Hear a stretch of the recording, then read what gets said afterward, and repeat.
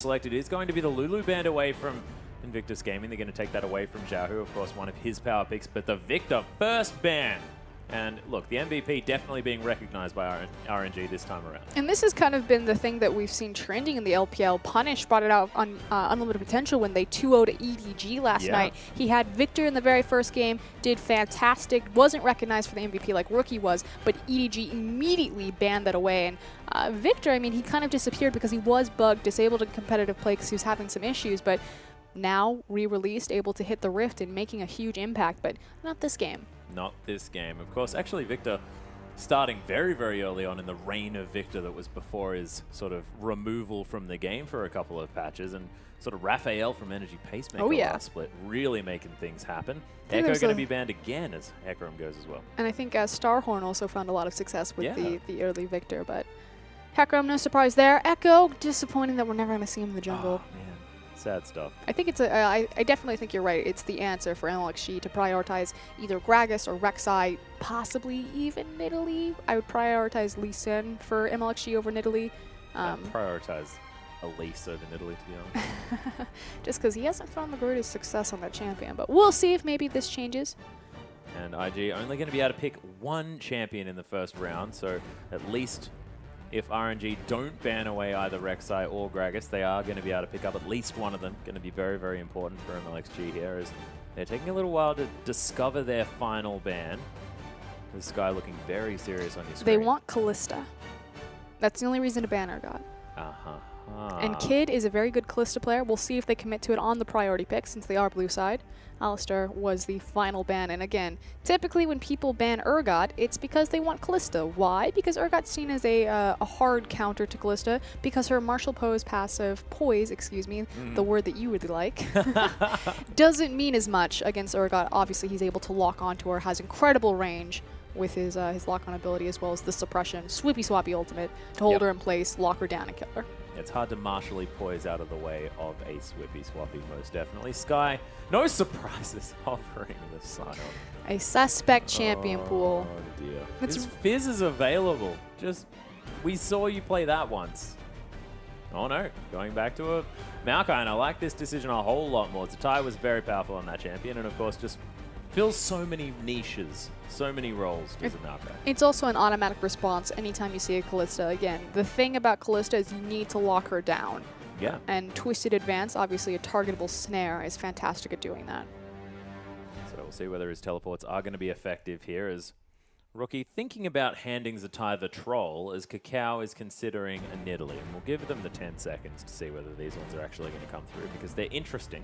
Of course, seen them to work to great effect, but just not really at the moment. And that was the other big thing for Invictus, is the fact that RNG were forced to take Gragas in second rotation, just because, IEG decided to prioritize Kid's champion pool, the power of Kalista, over Kakao's Gragas, which has pretty much been perma-banned away from him for the entirety of LPL since he showed it last split. Just incredibly proficient on that champion, probably Kakao's best right now, so funneled RNG onto that pick as a denial tool. We'll see if MLXG can be as impactful on it. There you go. The super speed bottom lane, unless Xiaohu's going to play that in the mid, and I actually prefer it in the mid lane at the moment with her absolutely ludicrous ratios. She is just able to do so much damage, plus if you get any auto attacks on your opponent, irrespective of whether you buy against his Rage Blade or not, you are going to be able to reduce the cooldown of that mantra so much more effectively. So really, really powerful pick at the moment, but probably going to be in the hands of Lei as it was the previous time it was picked. Rookie considering Azir here as well, as Kitties is looking to fill out the synergy wombo combo there in the bottom lane. Kalista and Thresh, it's just silly. Let's kind of talk about Trundle, because he's a bit of a... Wow, he really brightened up. No, sorry, I love Trundle. He's one of my favorites. Trundle was a big pick in the LPL back in 2014. Specifically on Korra, was one of his signature champions. And I was always really curious why we didn't see the resurgence of Trundle when Cinderhawk became so big. Just because the wonderful... We did a little bit. Flandre played a little bit, but not to a lot of success. The thing about Trundle is that he doesn't need to itemize resistances or defensive stats, especially when he's facing across Cinderhawk like Gragas or someone as tanky as Maokai, because obviously he's just going to ult them and then take all of their resistances for himself and become that superficial tank. So it's interesting to kind of see him crop back up now. Zatai has already played him. We'll see if he finds success on him this time. Rookie, of course, though, taking the Azir, and Kitty's taking his tried and true Thresh. Big champion for him. Yeah, and on the other side of the rift, it is going to be Xiaohu picking up the Orianna as well. So speaking about sort of tried and true champions, things really sort of fitting into pretty comfortable molds for both of the sides. But Kid and Kitties, this is the thing that I'm terrified about, is the fact that they have sort of that bottom lane that you all wish for with the Kalista and the Thresh combo, really looking terrifying. And as we go through these lineups, I just want to talk about Trundle as well. I mean, Trundle was illustrated to me by Spawn as when this super tank meta came out, it's very difficult to play Trundle because he eliminates the defensive stats of one tank.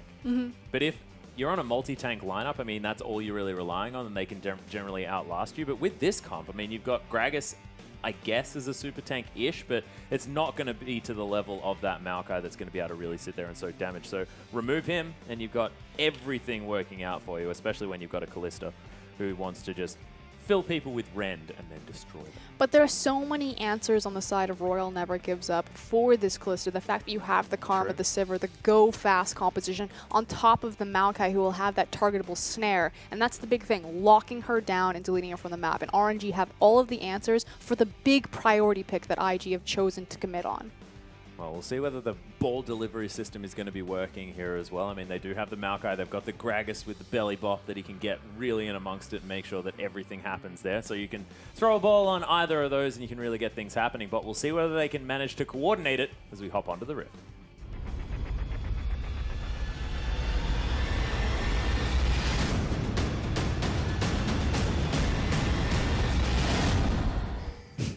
Here we are, onto the Rift, ladies and gentlemen, for our final game between IG and RNG. Of course, is going to be the middle of the night here for LPL. Not in the middle of the night, but it's going to be the middle section.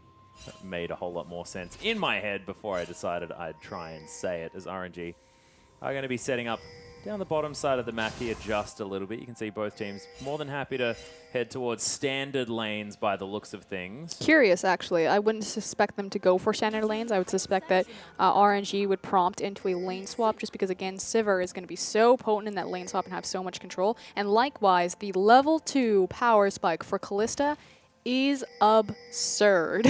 Yes, despicable. Especially with the CC lock that Thresh is going to find at level 2 as well, having both the Flay and the Death Sentence available to him. Not to mention the fact that they can use that Sentinel passive to take down these Krugs, which are going to get stunned up by the traps that's available from Cacao as they just spawn, meaning that you don't lose very much health there as well. So just a whole lot of things working in their favor, and RNG say, okay, well, I don't care. We've got Karma, and she's really strong at the moment. They have to be really careful because obviously by taking these Krugs, you're taking an EXP advantage into the lane so they can get a quick and sneaky level 2, especially we'll see how they distribute the experience, if they're going to distribute it evenly between Kid and Kitties, or maybe just stack it onto Kid so he can find that level 2. Because again, that's what Kalista's power spike is it's having the rend available for her and giving her the ability to walk down her lane opponents.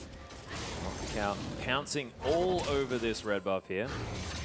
Continues to get trapped. I have to worry just a little bit about dying here. Does use the smite at the very end. Gets himself back some health there from that red buff. Cacao now level 2. Able to continue the jungle clear now with the Primal Surge, extra attack speed, extra health. That's going to be it. And it's always key to smite as late as possible on the red buff because obviously that smite is going to give you returned health back. Yeah. So you want to make sure that you tank up enough damage. If you smite at the very opening, obviously you're full health and you don't get anything from your smite. It's not great, but you know, he made our hearts a little bit worried just for a moment because he was going down very low. I believed in one of the greatest jugglers of the world. I had faith. Yeah, I understand. But look, he was playing up to the drama, and I liked it. Really good job from Wushin and Lei to keep the lane pressed forward, and this is an advantage that Karma and Sivir will have over Kalista and Thresh in the lane, as they have much more abilities to impact the entire minion wave and get control over that wave, and keeping it pushed against Thresh is really important, not only because then it's hard for Kalista and Thresh to all on a level 2 because you're fighting the enemy team as well as a massive minion wave, but also so if there's more minions in front of you, Thresh has a harder time landing those death sentences. Yeah, it's a little bit more difficult to thread said needle. This Kid now looking to try and pick up this cannon creep that doesn't quite fall down. and Kitties is able to utilize everything. Oh, Mantra's going to get almost gets the double proc. Is nice spell shield from Woosh is going to mean that death sentence is not going to be aptly named this time around. Lei trying to get the Qs, but can't really find them unless they're mantra'd up. And the big thing that we didn't really get to touch on is MLXG actually just ported out of the back of that lane, so was there looking for a possible level 2 gank. Excuse me. Yeah, level 2 gank. He is level 2. Yep. And this is what we said, you know, MLXG is a very early pressure jungler. Didn't find it that time around, but already kind of positioning himself that this is what I want to do. I want to make plays early and get my team snowballed. And he probably knows that Kakao looking to spend a fair bit of time farming things out on this middle in the early stages as well. Of course, you just farm so quickly, you may as well utilize that. But Kid going down relatively low. Lei is going to land some stuff, but he's going to get caught by the hook. This is almost looking too easy here as Lei does have to flash away. The Ignite going to burn down. Not quite find the kill as there's a Q, but Lei has to be very careful. Pierce not going to find the mark, and Woosh going to throw another wide boomerang. Oh, IG it's a 3v3. Forward. Yeah. MLXG looking to try and get position here. Not going to find the spear. Lei probably would have been dangerously low after that, but nothing just yet. Right, beautiful hook by Kitties right there to connect onto Lei. So Karma does not have the flash available. And what's important is that Kitties has his flash. The flash flay is super important, which is why we see RNG MLXG still sitting in the back there, continually using his W, making sure that he's stacking up his resistances ready to go in should Thresh connect with the CC. Well, he's letting a lot of his jungle camps go without any attention here on the bottom side of the map. You can see already 18-8 difference as far as this farm is concerned. And again, the difference between MLXG and Kakao finally spotted out by Dark Passage. Kakao will never let his time be wasted. He's so good because his flow in the jungle is super effective and very efficient. And if he doesn't see that there's kill pressure, he's just going to leave. Of course, he has insane creative pathing, so it's very clever for him to get around and get to the most effective places to be. But MLXG, he'll sacrifice his jungle farm because he wants to make something happen as far as gank pressure. Well, Kakao, speaking of which, is going to be able to clear out the enemy Raptors. MLXG is going to end up back in his jungle, takes down his Krugs and of course those wolves as well, but he's going to notice that he's not going to have any angry chickens to kill over his side of the map, and it's even going to be the Krugs on the top side. Kakao really capitalizing on the fact that there was a lot of time wasted in the bottom lane. Jiahu very low on mana, as is Rookie. Both of these mid laners just trying to farm things out. Rookie with a little bit of an advantage in that department. And just a massive, I mean, for early game gold discrepancy between the two teams that are pretty much entirely on the CS difference between Kakao and MLXG. Yeah. Lei not going to get found by that death sentence, nor the Pierce, but things in this bottom lane just looking better and better for IG. They're waiting for the Fate's Call to be available, and they can start up whatever they want. I don't even think they need the Fate's Call. I mean, obviously it's going to give them a little bit more kill pressure because you have that much more reach with Thresh to Fate's Call into a Flay, into a Death Sentence. That's about 3 seconds of chain CC if you do it correctly. But it's more so just non-committal CC. Keep throwing out that Death Sentence. If you like what you catch, yeah, walk down on Kalista, because she has so much kill pressure already just having the run. Kalista's lane phase is incredibly potent. Likewise, her mid game is also... Ooh. Kid going down very, very low, though, as Woosh trying to turn it around on him. Sort of didn't quite make up his mind there as the flash forward from Kid is going to lock down the kill on Lei, and just wasn't quite ready for all that aggression. Yeah, and obviously the easy target there is Karma because she didn't have her flash, which Kitty's got in the very beginning of this lane phase. So great job for Kitties to follow it up and to find the solo kill, the 2v2 on their own. But this is what we were talking about, RNG.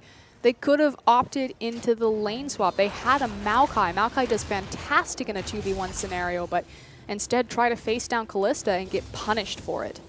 Yeah, Sky actually going to miss the twisted advance onto the tie here on the top side of the map, but he's going to be very much that wet noodle fight. Looks like it is going to be the Tiamat as the start for Zatai. We'll see whether he goes for that Hydra as quickly as possible. The reset on the auto attack, fantastic if you're going to be split pushing a lot. Saw that a lot from Flandre, this particular option, but he was also running Smite because he tends to run Smite on everyone. I'd love a Smite Trundle. Yeah, it's happened. Oh, right, Flandre. Yeah, Flandre, he did it. He loved it. And look, you know, Cinderhawk works quite well.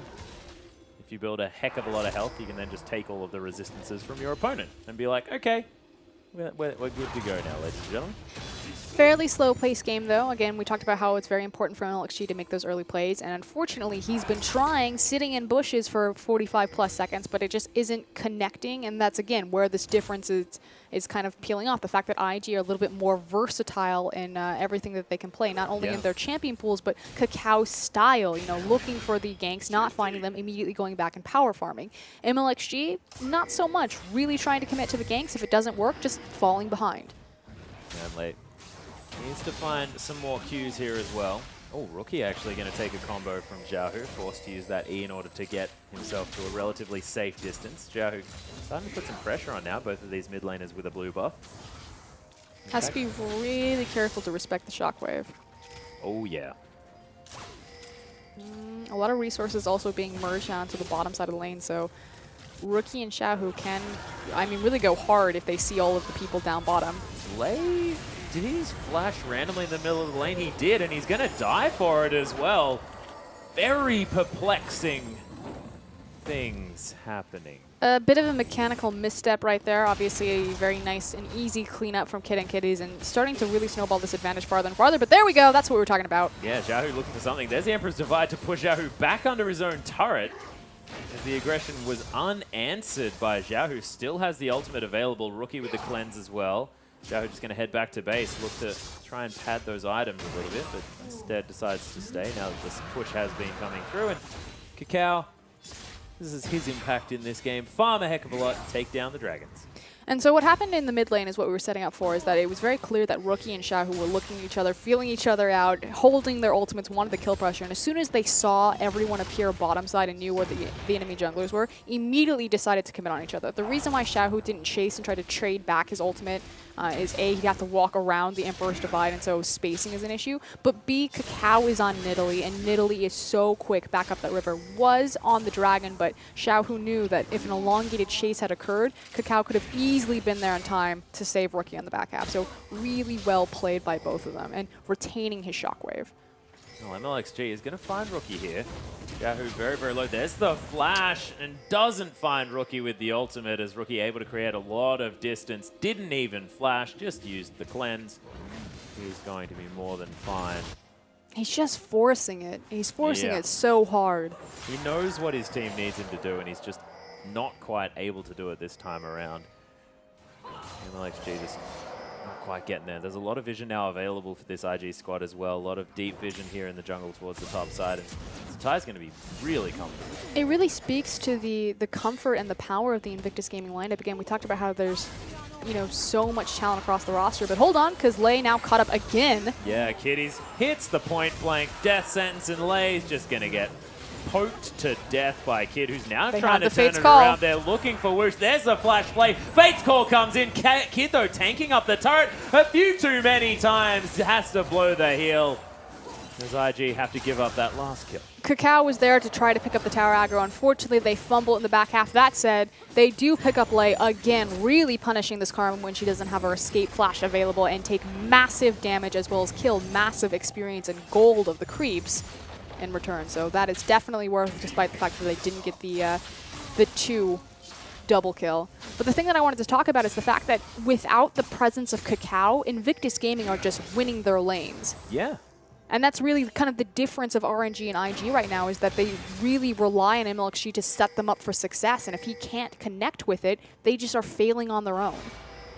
Yeah, it's very unfortunate for this lineup. Kitty's going to get hit by one of the Qs, but not doing as much damage as he'd want it to. Scuttlebug almost stolen out of the way, but the turret is going to fall on the bottom side of the map. It is going to be Whoosh now trying to clean up, grab as many minions as he can. MLXG finds his way back in. Kitty's is being caught out. Is the Fate's Call going to be there? No, it's not. Of course, that is a very far away Callista, so they nail the pick. Xiaohu didn't even need to use his shockwave. That one's going to be off cooldown very, very soon, as there's the command protect to stop Rookie from getting any extra poke. Down by about 10 CS, but now with the kill, he's going to be feeling good. And Xiaohu being ahead, that's very important. As Satai now with his damage items almost completed, he's going to be whacking on creeps and using that passive to make sure that he never looks like he's ever going to leave the lane ever. And again, the ability of Trundle against a tank opponent is that he can build the damage, then press R and get all of that tank's resistances and healthy stats. So Yeah, which is why Sky's actually gone for a good adaptation here, picking up the extra health. I mean, Subjugate does do % health damage, so it's never exactly going to feel great to build flat health, but you don't want to be giving stats to your opponent. That is never a good idea. So, Kid and Kitty's just ruthless right now. Yeah, they are martially poisoning his kid towards this one. There's, oh my goodness, that traffic cone was so frightening. Kid says, get Fate's called, kiddies. You're not stealing my kill, and not going to find anything else for it. Woosh forced to run away, and Kid going to lock down the easy delivered kill. And all 4 of the kills onto Lei. He's starting to become worth less than Mechanic Creep. And a very easy transition for Invictus Gaming, so they burn the teleport. Hold on there, there's the Emperor's Divide. Yeah, Emperor's Divide on MLXG, wants to body slam over, actually catches Kid with the CC, but death sentence onto him, and Rookie, he's the one that ends up picking up the kill. There's just so much consistent damage from this team. We haven't really sort of looked at it as far as like a whole team fight and everything that's going to be going on, but so many damage threats. Yeah, Kid and Rookie now on Azir as well. It's just damage all the time from everywhere. The question was, with the teleport, however, what were IG going to give up in response to having Zatai teleport to the bottom lane to set up for that gank? And so far, the answer is nothing. There is some damage onto the top tier tower, so we'll see how low Sky's gotten that if he's able to trade it. But so far, it's been the bot tier tower, Lei, a blue buff. There we go. There's the first response. Yeah, so they managed to get the top outer turret. But look, Zatai is not going to be too worried about it. I mean, there is a level advantage now for Sky, so he can at least have a little bit more control and power in that lane. But it is fairly important, though, because we are walking into a dragon in the next 45 seconds. So again, if you think of that as a stage for the LPL teams to fight over, Maokai doesn't have the teleport available, should be able to back them and walk towards the pit if they want to contest this one. But he does have the Righteous Glory, which is incredibly important on a composition that needs to lock down Kalista. The thing that you brought up, though, earlier about so many damage threats is what's a little bit concerning for RNG, because even if they do lock down Kid on this Kalista and kill him, you still have to deal with Rookie, Cacao's Nidalee, and Zatai. But trying that now. Yeah. We are going to have the Righteous Glory going to be used. Zatai doesn't have Flash available. Does throw down the parking cone, though. Xiao finds his way in. There's the command protect. Zatai is most definitely going to die eventually here. Spear's going to find Xiao as well, and smacking him in the back of the head. But not going to find a kill there as the Magi's is completed by Cacao. Interesting. I like it. Kid is going to help take down this turret in the mid lane, though, and they're able just to pick up objective after objective RIG, making that lane very, very small for RNG as the Sun turret does take position over that now dead turret. And Cacao easily going to be able to lock down the second dragon for IG 16 minutes into this game. So they commit all of their resources top, RNG trying to find that pick on Zatai. They get it, but they sacrifice mid and the dragon. So this gold, again, starting to open up in favor of IG, and the problem for RNG has always been their macro rotations and keeping up with a veteran team like Invictus Gaming. Yeah, it's getting to a point where that's what they need to be better at in order to win this game. They need to be able to find some gold from across the map, work things out without losing too much in the process. And now, with all of their lanes further behind, it's going to be very, very difficult for this team to do so. It's a worry. Of course, there could be that god-tier shockwave. There could be sort of this engaged flank from Sky that could turn everything around. But you can never discount the Wombo combo. That's exactly right. The twisted advance into a 5-man shockwave, I believe. If anyone can do it, it's Xiaohu. That's incredibly proficient player, and that's really the MO of RNG. They have great talent across the roster with incredibly high mechanical ceilings, but just need to work on their synergy, cohesiveness as a unit. I mean, they're a mid-tier LPL team as far as the standings are concerned, so room to grow.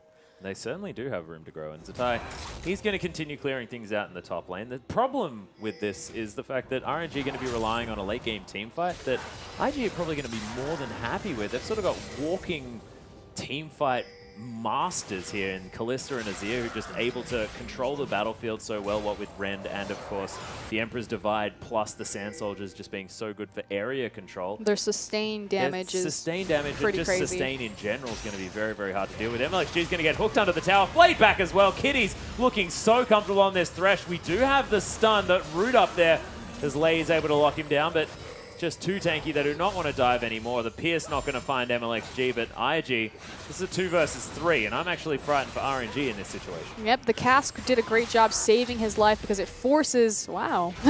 Jiahu is super dead as Sky's going to find a Twisted Advance onto Kakao. He's trying to come back around. It is going to be the Vengeful Maelstrom that locks down the kill. And Rookie just going to E himself away. Classic Invictus. Everything seems to be going their way, but don't worry. Somehow they'll manage to dive 3 towers. Yep, someone will find a way to die. Don't worry.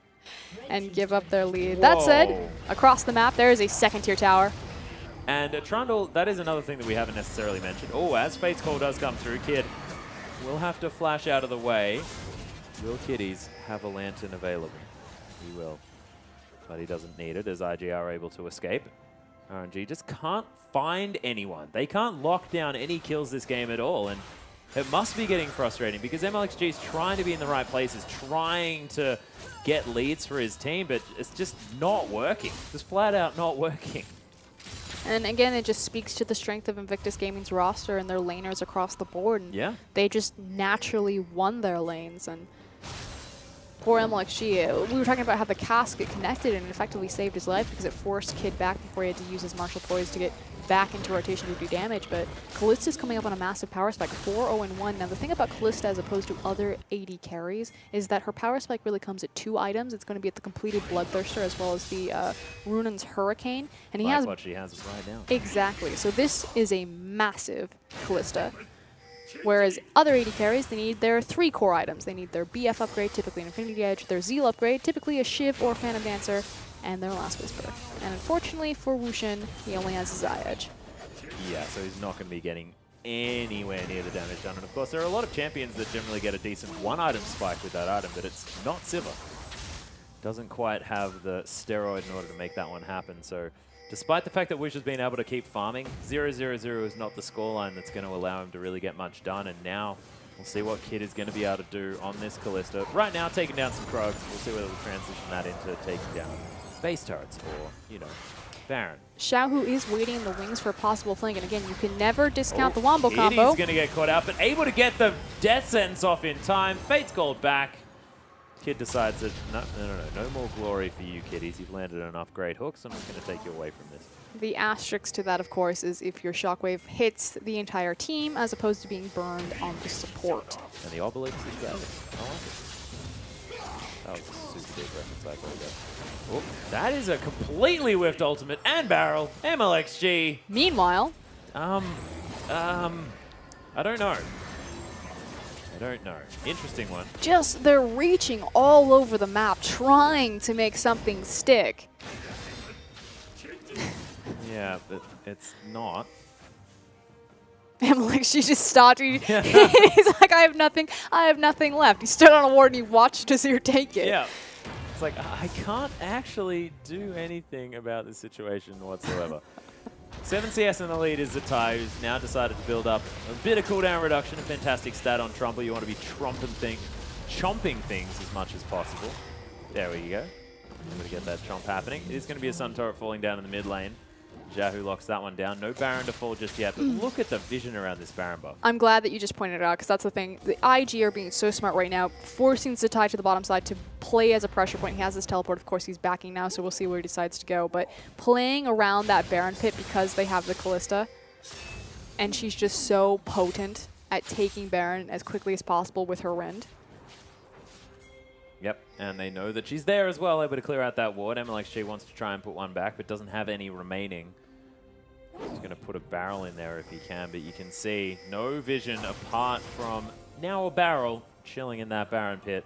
And look, RNG, they want to find something, but it just looks like they're slowly losing the game.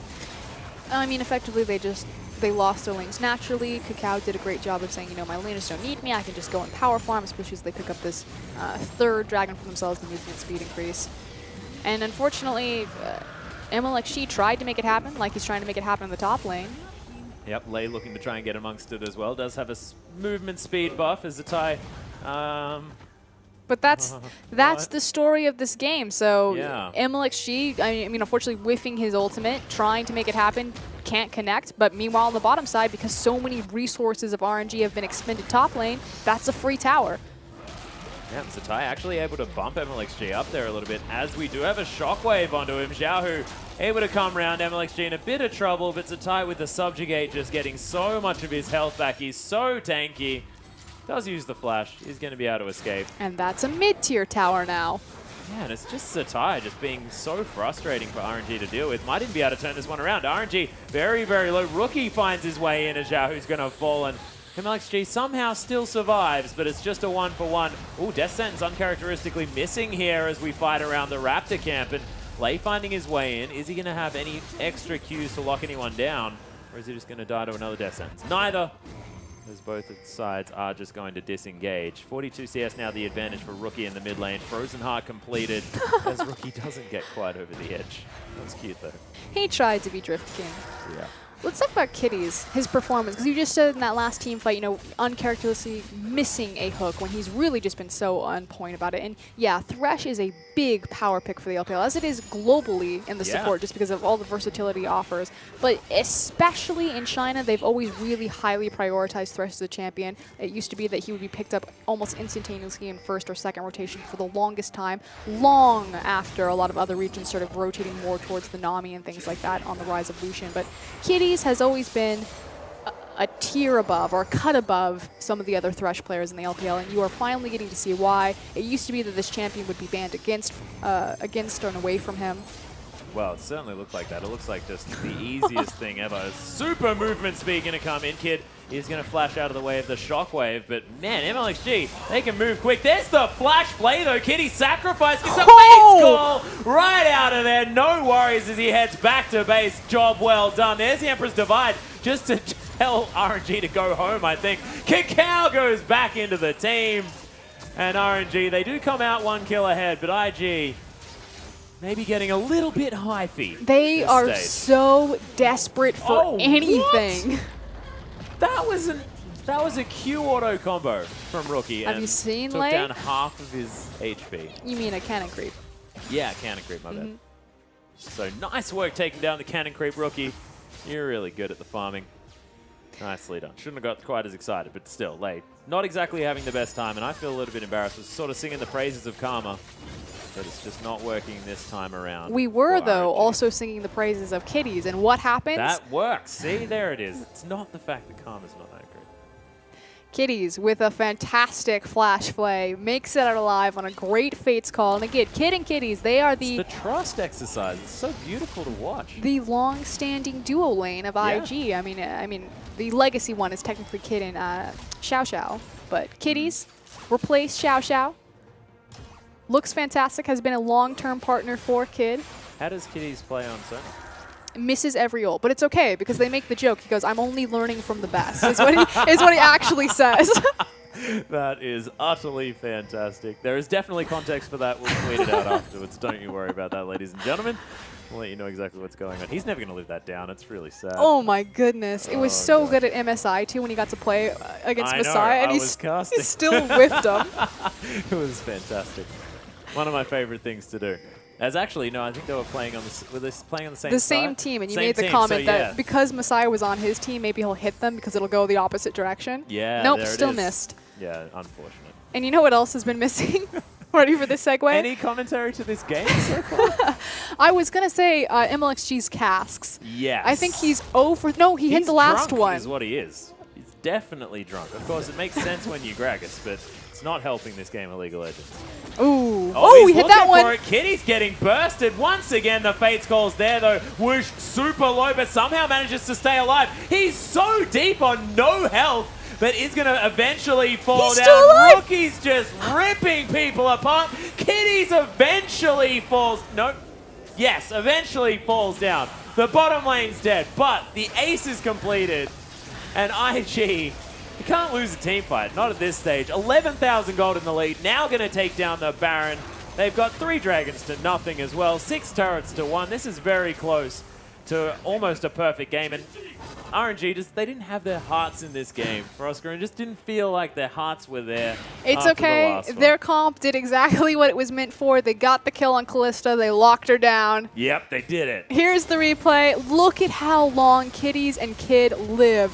for the amount of people that dive back onto them. That is now a 1v4 effectively, and Kid is still alive. Meanwhile, in the background, Rookie ripping everyone apart, an army of Sand Soldiers in front of him. But again, it's okay, RNG, they got the Twisted Advance, they picked up the Maokai to counter Callista, killed her, hashtag worth. Yep, the super flying Sand Soldiers of Destiny able to make their way in there, but 14,000 gold is now the lead. 10 seconds on the Dragon, all of the vision in the world for IG, and Zatai just hanging out, being frustrating, taking down turrets in the top lane, just ignoring Sky completely. Yep. Yep, and that's an inhibitor turret, and that is the easiest inhibitor turret take I have seen in the LPL for a very long time. This must be the most frustrating thing for Sky. Oh my goodness. You don't even get lifesteal from that. Sky's just unable to do anything. You will kill him. Nope. I thought he was going to turn around and try and get something done, but instead, Frozen Domain going to come in, and Zatai just going to hop, skip, and a jump back to base, maybe just pick up a Spirit Visage. Yeah, there it is. Right there. MLXG going to get caught by Death Sentence. Kiddies decides that he doesn't really want to find his way in there, as they can engage on him all they like, as Kid is going to be the one that's just going to take him out of there.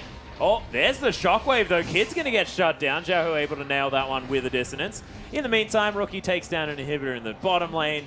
The inhibitor fell in the top lane. Dragon was taken by I know, we've got pretty much 3 different pieces right now as another team fight breaks out. Yeah, Kitty's again very, very low. That is the theme of today, as there is a Dark Passage if Zatai needs it. Of course, Zatai never needs it because he just wants to fight 4 people on his own. The Subjugate is there as Kakao nails the spear.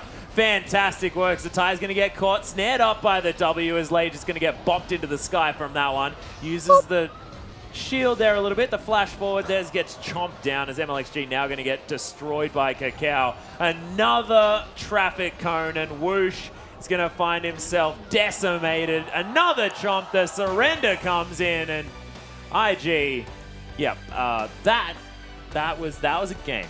That was victorious League of Legends by Invictus Gaming. Okay, so we talked about kind of what the win conditions for RNG and who the important players for them. It was MLXG, and then late game it's Xiaohu, so kind of the passing of the baton, and that was pretty much textbook of what happened. MLXG couldn't make any plays in the early game. IG just had stronger laners across the board, or more successful lanes, were able to